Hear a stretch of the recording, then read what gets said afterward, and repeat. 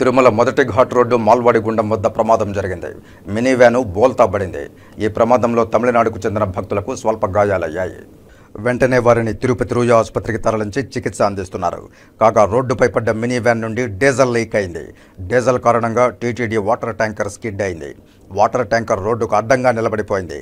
దీంతో ఘాట్ రోడ్డులో రాకపోకలకు తీవ్ర అంతరాయం ఏర్పడింది.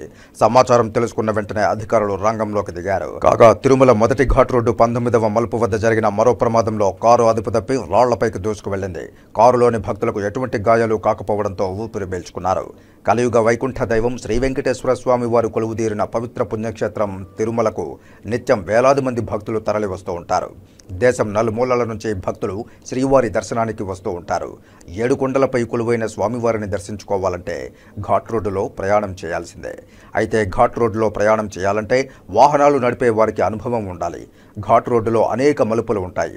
వాటి గురించి అవగాహన ఉండాలి. స్పీడ్ను కంట్రోల్ చేయగలగాలి. ఏ మాత్రం పట్టుదప్పినా ప్రమాదాల బారిన పడడం ఖాయం. ఘాట్ రోడ్లలో అతివేగం అత్యంత ప్రమాదకరం. అయితే కొన్నిసార్లు డ్రైవర్లు స్పీడ్ని కంట్రోల్ చేయలేకపోతున్నారు.